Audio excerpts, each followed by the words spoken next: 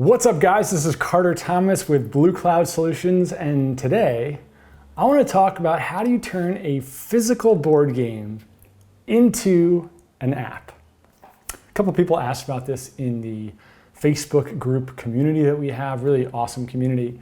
And I thought it was a great question, right? Because I don't think I've ever seen somebody lay out how to exactly do this. And I've been thinking about this, and I actually pulled up a few board games. I went down to a local thrift store and looked through some board games just to be able to go through the mental process of what it would take. We've all played really fun board games before, whether it be, I don't know, Candyland or Chutes and Ladders, that was one of my favorites.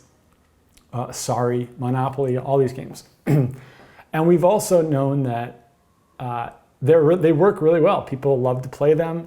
There's obviously something about them that's very engaging, and how great it would be to be able to translate that into apps, because so many apps don't have that element that the board games do, okay?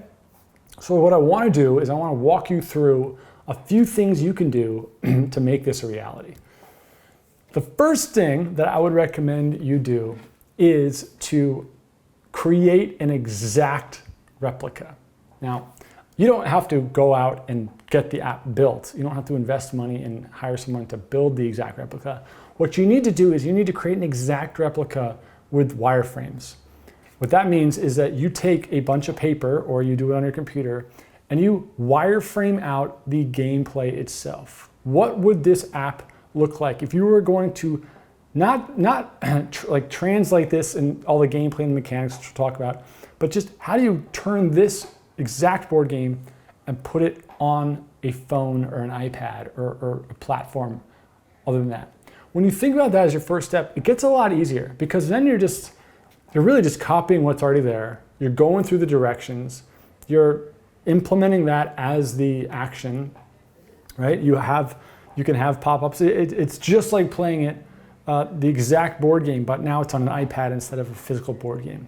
So the first step is to turn that existing board game into an exact copy. The second step of turning that physical board game into a virtual game, now that you have the game essentially copied or emulated on your wireframes, and by the way, you can't publish the game as it stands, like you gotta make it your own, right? And that's really what the second step is. You take what's already there and then you start to redesign it. You can keep all the same gameplays, the same idea, but now you start to change the names, you change the words, you change the graphics. You reskin this app that you just repurposed out of the box, and you start to make it your own, right? You can use all the same gameplay, all the same rules, all the same directions, everything, but you gotta make it look a little different, right? This is when you start to make it your own, right? And maybe you start to begin the process of hiring a developer or building this yourself.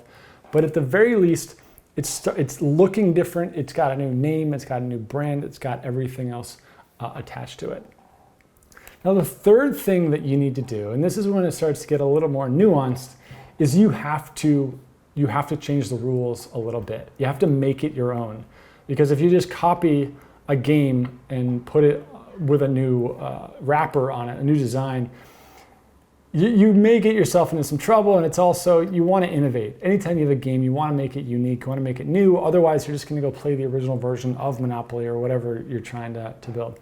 So you gotta make the gameplay a little bit different. And the best way to do this is to go find other board games and pull out gameplay pieces from that. So if you played Chutes and Ladders, I loved Chutes and Ladders, where you'd go up, and if you hit the wrong number, you'd slide back and you have to start over. And maybe you go and you look at the game of life, where you spin a wheel and you go through the maze, and all these different things happen.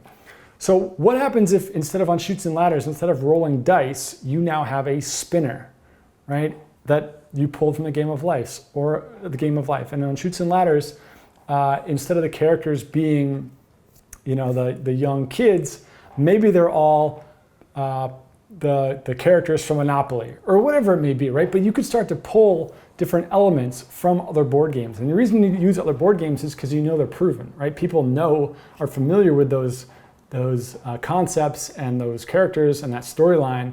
And so when you bake them in to your new app, it's going to make sense. It's going to be familiar with people that like board games already. So that's how it works really well.